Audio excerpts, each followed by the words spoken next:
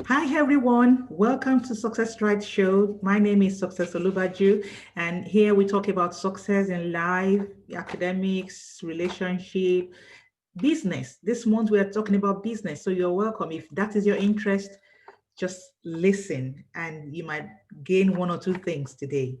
Today, I want to just talk about three principles, biblical principles of finance.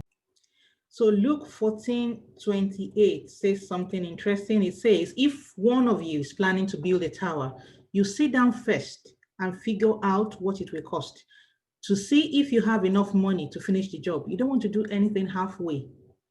I understand what that place is saying perfectly because it's my profession. I studied architecture. I draw house plans. If a client comes to me, they want to draw, a building plan, they want to draw something, I will sit you down, take your brief. What exactly do you want to do? You want to design a 2 bedroom, you want a 3 bedroom, you want all in suit, you want a swimming pool, you want this, that, that, that. But then you are the one that knows how much you have. So you don't want to start building, or I do the plans for you. You get the people to, or you even also get me to do your construction because I'm a construction manager. so you now tell Lisbon, come and do this, come and do that. At the end of the day, you don't have money to finish. You're going to look really, you're going to look funny. So God is advising you here. If one of you is planning to build a tower, you sit down first and figure out what it will cost to see if you have enough money to finish the job. You need to budget. You want to go out to shop. You need to sit down and decide, okay, I've got $100. How much am I going to spend? There are some things that are important and there are things that are not important. You do your list. Because when we get to Walmart or somewhere else, or you want to shop somewhere, they know how to, do the work around so that even by the time you are getting to the till to pay, you're still saying something that you didn't pick before. And it's all saying, pick me, pick me, pick me. So we need to be wise. God is advising us that we need to be prudent. Don't go beyond your means. And that leads me to the second point, which says that you don't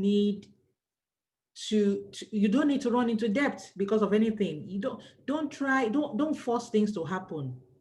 I know we want so many things, but what do you need? You can't satisfy all your wants, but then you can look into your needs.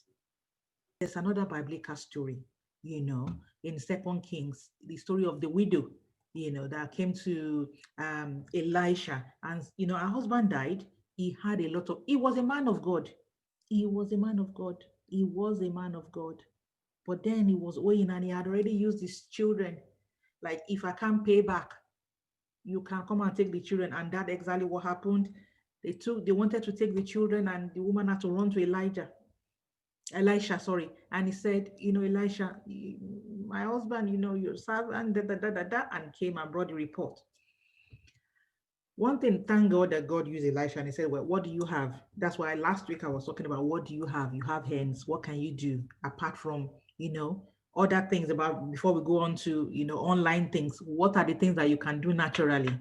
So let us not have the habit of, falling into debt every time. Let's try and manage our resources if we can. If you fall into debt because you have, maybe something happened sincerely, and possibly you can't pay your house rent or something, that's different. Maybe something happened, but nothing happened, and you yourself, you are using your hand, to, my people say, you don't eat with all your fingers. You need to budget, you need to plan, you need to, whatever can, you just need to plan. That's all I'm trying to say. So the last thing is I want to share is that you need to build an emergency fund. Somebody like, in the time of Joseph, God used him, for Pharaoh, and it went on and on that, there was, Pharaoh had a dream. He was called to interpret the dream, and the dream was about, what will happen in future to Egypt. And the summary of it is that there's going to be a time in Egypt there will be so much abundance, and there's going to be a time in Egypt that there will be no food. And what do we do at that time? So God used Joseph to advise like a financial advisor, that, okay, when that happens, we have to put this in place, we have to put that in place. And what did he say? You see, when there is abundance, you need to save. It's quite important.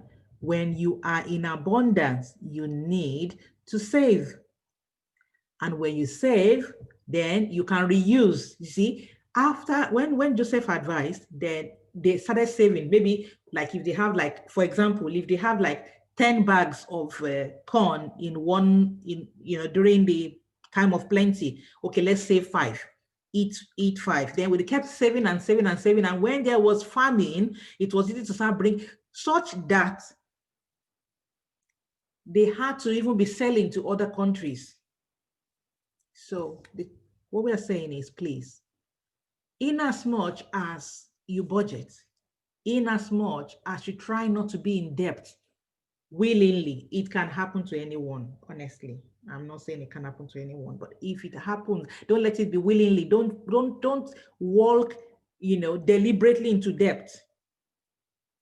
Don't forget that you need to build an emergency fund. So this month, like I said, we're talking about how to build emergency fund, how to have, passive income. So I'm just talking about what I'm going to say again in my next video. The next video is all about investing. Investing. How do you invest? What is the plan of God for us concerning investing? How do you invest in this day and age? What are the kind of investment that are anti-COVID or whatever investment tips? So see you in the next video.